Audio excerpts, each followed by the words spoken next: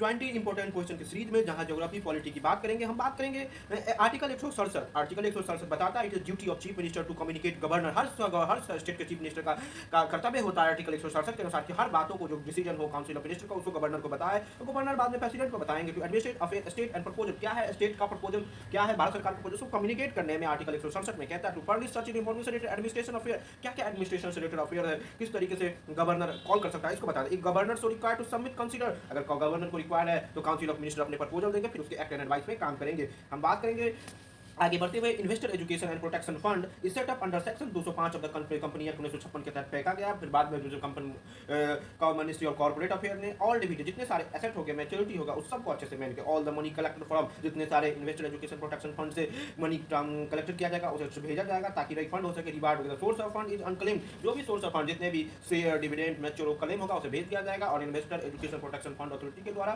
काम हो सकेगा। ये अच्छे से काम हो सकेगा ताकि उस फंड्स का यूज एजुकेशन में इन्वेस्टर को मार्केट के प्रमोट करने इन्वेस्टर, ताकि अच्छे से एनालाइज हो के एजुकेशन वॉलेटिलिटी को देखते हुए इन्वेस्टर को रियलाइज हो सके उसके राइट क्या है, उसको ध्यान दें। हम बात करेंगे commercial product are usually called mark of validity, वो ऐसा प्रोडक्ट जो कमर्शियल होते हैं उसे मार्क ऑफ वैलिडिटी कहा जाता है, वो मैन्युफैक्चर टेस्टेड किया जाता है। इट आल्सो स्पेसिफाई कहां से लोकेशन है, कहां पे बना है, क्या mode of production. Some of the mark mandatory, कुछ मार्क मैंडेटरी होना चाहिए ताकि उसकी जियो जीआई टैग उसके ओरिजिन को बताते हैं। कुछ टैग जैसे बीआईएस है, अलग टैग होते हैं बीआईएस हॉल मार्क होते हैं ज्वेलरी के लिए। Eco mark environmental sensitive, FPO mark होता है फूड प्रोसेसिंग, क्या से फूड का प्रोसेसिंग हो रहा है, ये बहुत जरूरी है। हम बात करेंगे bureau of Indian institute of international standard, जो हर चीज को अच्छे से देखता है। आपने बीआईएस का नाम सुना होगा। Eco mark government has institute eco mark, जो भी इन्वायरमेंटल फ्रेंडली फ्रेंड है उसे ब्यूरो ऑफ इंडियन स्टैंडर्ड के द्वारा देखा। तो हम बात कर सकते हैं है government has given go ahead for next generation airborne early warning control system. आज गवर्नमेंट चाहती है, साथियों आगे बढ़ते हुए कि क्या होता है airborne early warning system. Airborne will mounted Airbus के प्लेटफॉर्म पे बनाया जो डिटेक्ट करेगा, ट्रैक करेगा और मॉनिटर करेगा कितने से दूसरे का कुछ यूएएफ उड़ रहा है, क्या देश के टारगेट खत्म नहीं कर रहा है। हम बात करेंगे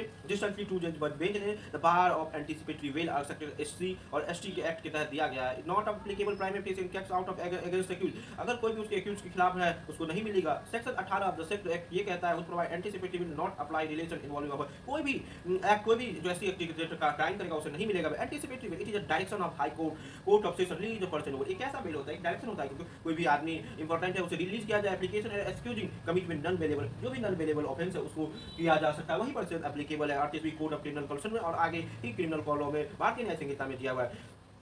हम बात करेंगे इक्वेटर इंडिकेटिव, जहाँ इक्वेटर रीजन होता है धरती का बहुत ही ज़्यादा रेन सोलर रेडिएशन होता है, जहाँ हाई इवेपोरेशन होता है, हैवी रेनफॉल, ह्यूमिडिटी होता है, the fresh rain water dilute होता है। The highest surface salinity actually found subtropical region, और सब ट्रॉपिकल रीजन में होता है। Generally salinity decrease when we move towards pole, जब सैलिनिटी डिक्रीज होगा पोल होता है। हाउ इवेपोरेशन विल आएगा नॉर्थ एक्सेप्ट होगा। हम बात करें थेरुकोतु